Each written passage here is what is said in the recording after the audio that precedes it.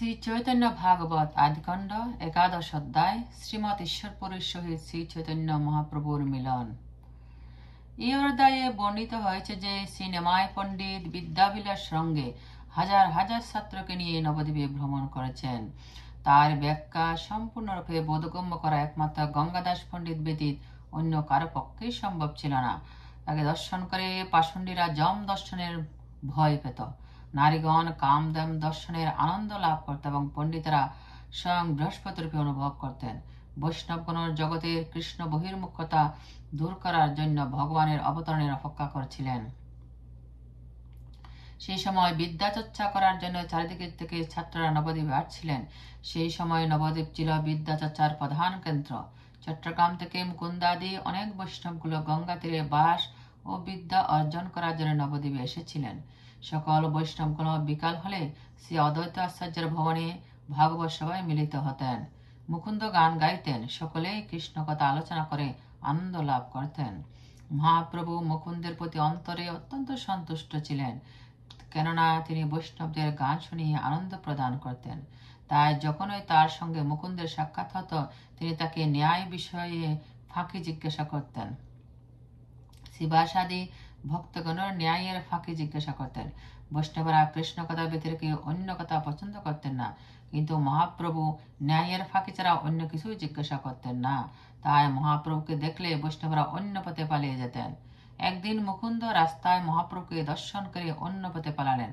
তা দর্শন করে মহাপ্রভু তার ভৃত্য গোবিন্দকে বললেন, আমি একদিন এমন বৈষ্ণব হব, আমাকে দর্শন করার জন্য শিব ব্রহ্মও আসবেন, আর আজকে যারা আমাকে দেখে পালিয়ে যাচ্ছে তারা সেই দিন আমার গুণকীর্তন করবে।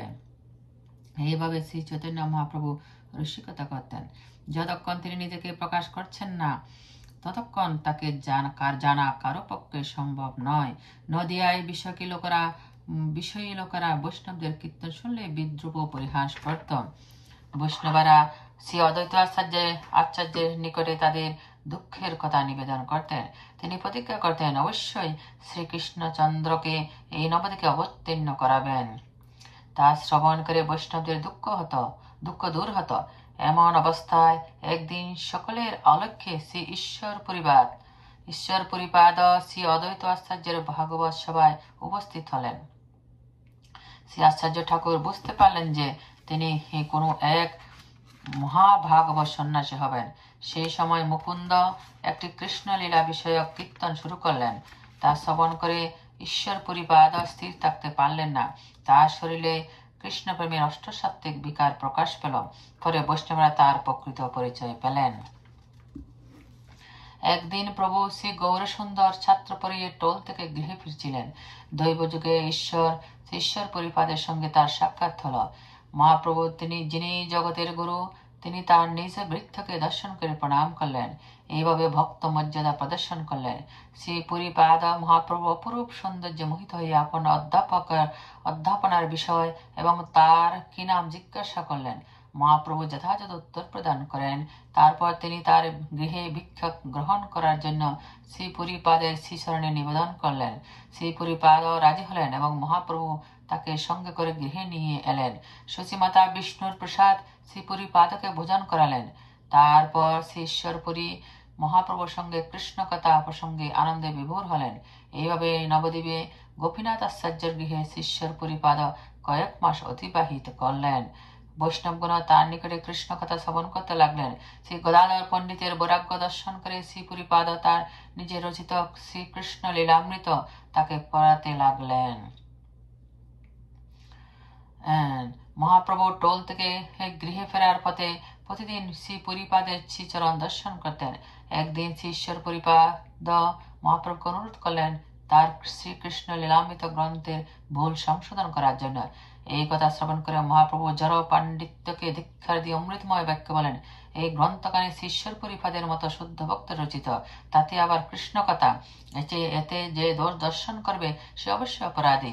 শুদ্ধ ভক্তের কবিত্ব যে এভাবেই বর্ণিত হোক না কেন, তা কৃষ্ণকে সন্তুষ্ট করে থাকেন, এতে কোনো সংশয় নাই।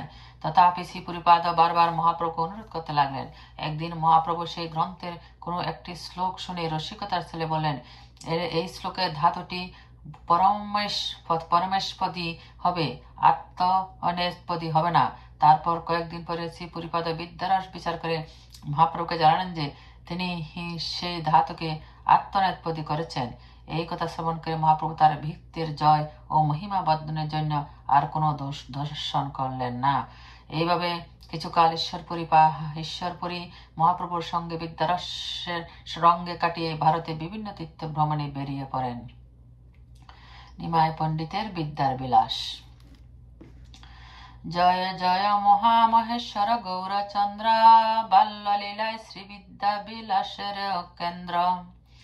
এই মতে গুপ্তভাবে আছে দ্বিজরাজ, অধ্যয়ন বিনার নাহি কোনো কাজ। যিনি কর্দব কোটি রূপ মনোহর, প্রতি অঙ্গে নিরূপম লাবণ্য সুন্দর। আজানুলম্বিত ভুজ কমল লয়ন, অধরে তাম্বুল দিব্য বাস পরিধান। সর্বদাই পরিহাস মুক্তি বিদ্যা বলে, সহস্র পড়ুয়া সঙ্গে যবে প্রভু চলে। সর্বনবদ্বীপে ভ্রমে ত্রিভুবনপতি, পুস্তকে রূপে করে প্রিয়া সরস্বতী। নবদ্বীপে হেন নাহি পণ্ডিতের নাম, যে আসিয়া বুঝিবেক প্রভুর বাখ্যান। সবে এক গঙ্গাদাস মহাভাগ্যবান, যার ঠায় প্রভু করে বিদ্যার আদান। সকল সংসারে দেখি বলে হে ধন্য ধন্য, এই নন্দন যাহার তার কোন ধন্য। যতক প্রকৃতি দেখে মদন সমান, পাষণ্ড দেখে যেন যম বিদ্যমান। পণ্ডিত সকল দেখে যেন বৃহস্পতি, এই মত দেখে সবে যার যেন মতি।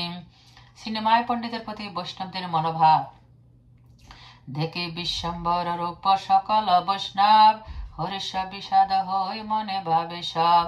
হেন দিব্য শরীরে না হয় কৃষ্ণ রাস, কি করিবে বিদ্যায় হইলে কালবশ। মোহিত বৈষ্ণব সব প্রভুর মায়ায়, দেখিয়াও তবু কেহ দেখিতে না পায়। সাক্ষাৎ প্রভু দেখি কেহ কেহ বলে, কি কার্য গঙ্গা ও কাল তুমি বিদ্যা বলে। শুনিয়া হাসিয়ে না প্রভু সেবকের বাক্যে, প্রভু বলে তোমরা শিখাও মোর ভাগ্যে। হেন মতে প্রভু গঙ্গা হেন বিদ্যার আসে, সেবক চিনিতে না রে অন্য জন কিসে। ভারতের বিভিন্ন প্রান্ত থেকে বিদ্যার্থীগণের নবদ্বীপে আগমন। চতুর্দিক হইতে লোক নবদ্বীপে যায়, নবদ্বীপে পড়িলে সে বিদ্যারস পায়। চাটিগ্রাম নিবাসীও অনেক তথায়, পরেন বৈষ্ণব সব রহেন গঙ্গায়। সবেই জন্মিয়াছেন প্রভুর আজ্ঞায়, সবেই বিরক্ত কৃষ্ণ ভক্ত সর্বতায়। শ্রী অদ্বৈত আচার্য প্রভুর সভায় শ্রী মুকুন্দের কৃষ্ণ কীর্তন। অন্য হন্যে মিলি সবে পড়িয়া শুনিয়া, করেন গোবিন্দ চর্চা নিবৃত্তে বসিয়া। সর্ব বৈষ্ণবের প্রিয় মুকুন্দ একান্ত, মুকুন্দের গানে দ্রবে সকল মহান্ত। বিকাল হইতে আসি ভাগবত গণ, অদ্বৈত সবাই সবে হয় না মিলন। যেই মাত্র মুকুন্দ গায়েন কৃষ্ণ গীত, হেন নাহি জানি কেবা পরে কোন ভিত। কেহ কান্দে কেহ হাসে কেহ নৃত্য করে, গড়াগড়ি যায় কেহ বস্ত্র না সম্বরে। হুঙ্কার করায় কেহ মাল সাট মারে, কেহ গিয়া মুকুন্দের দুই পায়ে ধরে। এই মত উঠিয়ে পরমানন্দ সুখ, না জানে বৈষ্ণব সব আর কোন দুঃখ। শ্রী মুকুন্দের সঙ্গে নিমাই পণ্ডিতের রসিকতা। প্রভু ও মুকুন্দপতি বড় সুখী মনে, দেখিলে মুকুন্দের ধরে নয় আপনে। প্রভু জিজ্ঞাসা পাখি বাখানে মুকুন্দা, প্রভু বলে কিছু নয় আর লাগে দ্বন্দ্ব।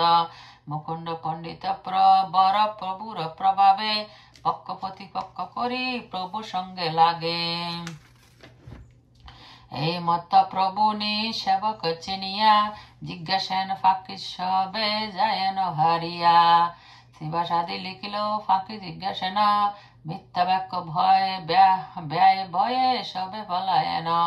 সহজে বিরক্তি সবে শ্রীকৃষ্ণের রসে, কৃষ্ণ বিজ্ঞাবিনী আর কিছু নাহি বাসে।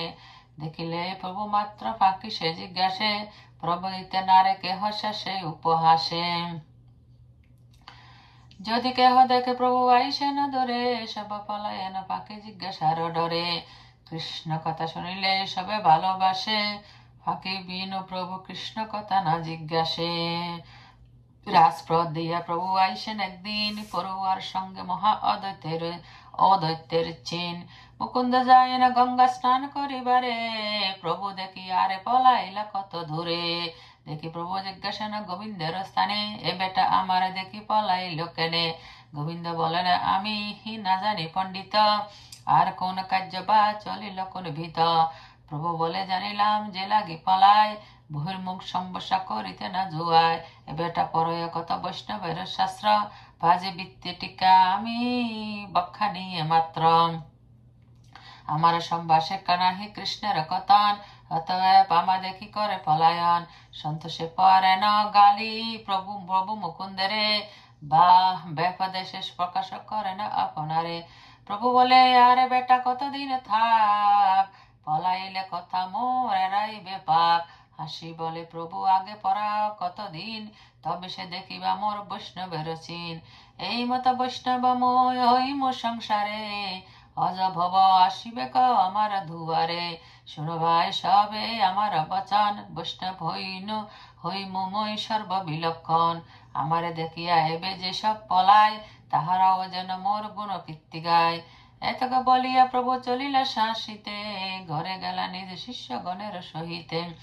এই মত রঙ্গ করে বিশ্বম্বর রায়, কে তানে জানিতে পারে যদি না জানায়। নবদ্বীপের তৎকালীন পাষণ্ডী বিষয়ীদের অবস্থা। হেন মতে ভক্তগণ নদিয়ায় বসে, সকল নদিয়া মত্ত ধনপুত্র রসে। শুনিলে কীর্তন করে পরিহাস, কেহ বলে সব পেট ফুসিবার আস। কেহ বলে জ্ঞান কেরিয়া বিচার, অদ্বৈতের প্রায় নিত্য একন ব্যবহার। কেহ বলে কত বা পড়িল ভাগবত, নাচিব কান্দিব হেন না দেখিব পথ। শিবাস পণ্ডিত চারি বাইরে লাগিয়া, নিদ্রাহি ভাই যাই ভাই ভোজন করিয়া। ধীরে ধীরে কৃষ্ণ বলিলে কি পুণ্য নহে, নাচিলে গাইলে ডাক ছাড়িলে কি হয়ে। এই মত যত পাপ পাষণ্ডীর গণ, দেখিলে বৈষ্ণবের করে কুকথন। পাষণ্ডিতের কটুক্তি ও বৈষ্ণবের শ্রীকৃষ্ণের নিকটে দুঃখ নিবেদন শুনিয়া বৈষ্ণব সব মহা দুঃখ পায়, কৃষ্ণ বলি সবে কান্দেন উদ্ধরায়। কতদিনে সবে দুঃখের হবে না, জগতের কৃষ্ণ চন্দ্র করহ প্রকাশ। সকল বৈষ্ণব মিলি অদ্বৈতের স্থানে, পাষণ্ডী বচন করেন নিবেদনে। শুনিয়া অদিত হয় রুদ্র অবতার, সংহারে সব বলি করেন অহংকার। আসিতেছে এই মোর প্রভু চক্রধর, দেখিবা কি হয় এই নদিয়া ভিতর। করাইম কৃষ্ণ সর্বনয়ন গোচার, তবে সে অদ্বৈত নাম কৃষ্ণের কিঙ্কর। আর দিন কত গিয়া থাকো ভাই সব, এথায় দেখিবা সব কৃষ্ণ অনুভব। অদ্বৈতের বাক্যচনী ভাগবত গণ, দুঃখ পাশরিয়া সবে করে ন কীর্তন। উঠিলে কৃষ্ণের নাম পরম মঙ্গল, অদ্বৈত সহিত সবে হইল বিহ্বল। পাষণ্ডীর বাক্য জ্বালা সব গেল দূর, এই মত পুলকিত নবদ্বীপপুর। শিষ্যরপুরের গোপনে নবদ্বীপে আগমন। অধ্যয়ন সুখে প্রভু বিশ্বম্বর রায়, নিরবধি জননীর আনন্দ বাড়ায়। হেন কালে নবদ্বীপে শিষ্যরপুরী, আইলেন অতি অলক্ষিত বেশ ধরি। কৃষ্ণ রসে পরম বিহ্বল মহাশয়, একান্ত কৃষ্ণের প্রিয় অতি দয়াময়। তান বেশে তাহানে কেহ চিনিতে না পারে, দৈব গিয়া উঠিলেন অদ্বৈত মন্দিরে। সে যেখানে অদ্বৈত সেবা করেন বসিয়া, সম্মুখে বসিলা পর সংকুচিত হইয়া। বৈষ্ণবের তেজ বৈষ্ণবেতে না লুকায়, পুনঃ পুনঃ অদ্বৈত তাহার পানে চায়। অদ্বৈত বলেন, বাপ তুমি কোন জন, পর বৈষ্ণব সন্ন্যাসে তুমি হেন লয় মন। বলেন, ঈশ্বরপুরী আমি শূদ্রাধম, দেখিবেরে আইলেন মা তোমার চরণ। বুঝিয়া মুকুন্দ এক কৃষ্ণের শরীর, গাইতে লাগিলা অতি প্রেমের সহিত। যেই মাত্র বলিলেন মুকুন্দের গীতে, পড়িলা ঈশ্বরপুরী ডলি পৃথিবীতে। নয়নের হস্তে অন্ত নাহিক তারান, পূর্ণ পূর্ণ বারে প্রেম দ্বারার প্রয়াণ। আস্তে আস্তে অদ্বৈত তুলিয়া নিজ কুলে, সিঞ্চিত হইল অঙ্গ নয়নের জলে। সম্বরণে নহে প্রেম পূর্ণ পূর্ণ বারে, সন্তোষে মুকুন্দ উচ্চ করি শ্লোক পরে। দেখিয়া পরম প্রেম বৈষ্ণব সব প্রেমের অবিকার, অতুল আনন্দ মন জন্মিলে সবার। পাছে সবে চিনিলেন ঈশ্বরপুরী, প্রেম দেখি সবে সঙ্গরে হরি হরি। এই মত ঈশ্বরপুরী নবদ্বীপপুরে অলক্ষিত বলে না চিনিতে কেহ না রে। ঈশ্বরপুরীর শহীদ সিনেমায় পণ্ডিতের সাক্ষাৎ। ধোবে একদিনে প্রভু শ্রী গৌর সুন্দর পরাইয়া আইসেন আপনার ঘর। পথে দেখা হইল ঈশ্বরপুরী শনে, বৃত্ত দেখি প্রভু নমস্কারিলায় আপনে। অতি অনিবর্চনীয় ঠাকুর সুন্দর, সর্বমতে সর্ববিলক্ষণ গুণধর। যদ্যপি তাহার মর্ম কেহ নাই জানে, তথাপি সাধাংশ করে দেখি সর্বজনে। যেন ঈশ্বরপুরী প্রভুর শরীর, সিদ্ধ পুরুষের প্রায় পরম গম্ভীর। জিজ্ঞাসা তোমার কি নাম বিপ্রবর, কি পুরী পুঁথি পরাও পর কোন স্থানে ঘর। শেষে সবে বলিলেন নিমায়া পণ্ডিত, তুমি সে বলিয়া বড় হইলে হরষিত। ভিক্ষা নিমন্ত্রণে প্রভু করিলেন তানে, মহাদরে গৃহে লই চলিলা আপনে। কৃষ্ণের নৈবেদ্য শশী করিলেন গিয়া, ভিক্ষা করি বিষ্ণু গৃহে বসিলা আসিয়া। কৃষ্ণের প্রস্তাবে সব কহিতে লাগিলা, কহিতে কৃষ্ণের কথা অবশ্য হইলা। অপূর্ব প্রেমের ধারা দেখিয়া সন্তোষ, না প্রকাশে আপনা লোকের দিন দোষ। গোপীনাথ আশ্চর্য গৃহে কৃষ্ণ কথা রঙ্গে ঈশ্বরপুরীর অবস্থান। মাস কত গোপীনাথ আশ্চর্যের ঘরে, রহিলা ঈশ্বরপুরী নবদ্বীপপুরে। সবে বড় উল্লসিত দেখিতে তাহানে, প্রভুও দেখিতে নিত্য চলেন আপনে। গদাধর পণ্ডিতের দেখি প্রেম জল, পরপীতি বাসে তানে বৈষ্ণব সকল।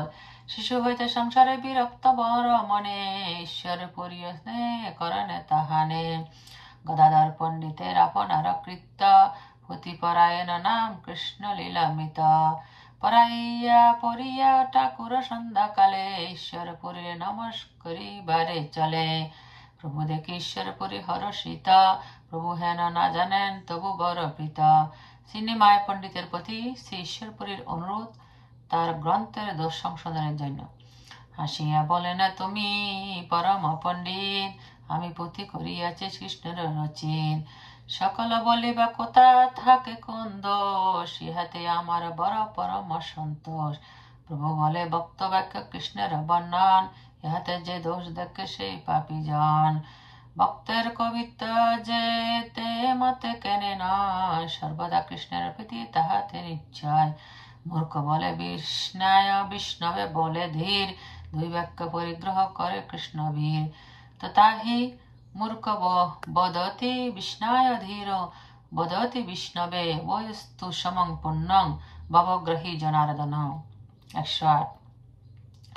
যে মূঢ় মানুষেরা শ্রী বিষ্ণুর প্রণাম করার সময় বিষ্ণায় উচ্চারণ করে থাকে এবং বিদ্বান মানুষেরা বিষ্ণু উচ্চারণ করে থাকেন, কিন্তু উভয়ে প্রণাম করে পুণ্যফল সমান হয়ে থাকে, যেহেতু ভগবান শ্রী জনার্দন জীবের হৃদয়ের ভাব গ্রহণ করে থাকেন। এতে যে দোষ দেখে তা সে দোষ, ভক্তের বর্ণন মাত্র কৃষ্ণের সন্তোষ। অতএব সে তোমার সে প্রেমের বর্ণন, ইহাতে দোষিবে কোন সাহসিক জন। শুনিয়া ঈশ্বরপুরী প্রভুর উত্তর, অমৃত সিঞ্চিত হইল সর্বে কলেবর। পুনঃ হাসি বলেন তোমার দোষ নাই, অবশ্য দোষী বলিবা দোষ তাকে খুঁজে থায়। এই মত প্রতিদিন তবু তান সঙ্গে, বিচার করেন দুই চারি দণ্ড রঙ্গে। একদিন প্রভু তান কবিত্ব শুনিয়া, হাসি দুষিলেন ধাতু না লাগিল বলিয়া। প্রভু বলে ধাতু আত্মপেদে আত্মনেপদী নয়, বলিয়া চলিলা প্রভু আপন আলয়। ঈশ্বরপুরী ও সর্বশাস্ত্রেতে পণ্ডিত, বিদ্যারস বিচার ও বড় হরষিত। প্রভু গলে সেই ধাতু করে না বিচার, সিদ্ধান্ত করেন তহি অশেষ প্রকার। সেই ধাতু করে না আত্মনেপদী নাম, আর দিনে প্রভু গল করে না বখ্যান। যে ধাতু পরমেশ্বরী বলি গেলা তুমি, তাই সাধিল আত্মনেপদী।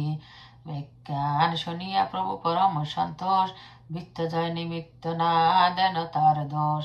সর্বকাল প্রভু বারায়ণ বৃত্ত যায়, এই তান স্বভাব সকল বেদে কয়। এই মত কতদিন বিদ্যারস সঙ্গে, এই মত কতদিন বিদ্যারস রঙ্গে, আচিলা ঈশ্বরপুরী গৌর চন্দ্র সঙ্গে। ভক্তি রসে চঞ্চল একত্র নহি স্থিতি, পর্যটনে চলিলা পবিত্র করে স্থিতি। যে শুনিয়া ঈশ্বরপুরীর পুণ্য কথা, তার বাস হয় কৃষ্ণ পাদ পদ্মজতা। যত প্রেম মাধবেন্দ্র পুরীর শরীরে, সন্তোষ দিলেন সব ঈশ্বর পুরীরে। পাইয়া গুরুর প্রেম কৃষ্ণর প্রসাদে, ব্রহ্মণ ঈশ্বর পুরী অতি নির্বোধে। শ্রীকৃষ্ণ চৈতন্য নিত্যানন্দ চন্দ জানা, বৃন্দাবন দাস সুপদ যোগে গান। ইতি শ্রী চৈতন্য ভাগবতে আদিকণ্ডে শ্রী মদিহি ঈশ্বর পুরী মিলনক নামক 11 অধ্যায়।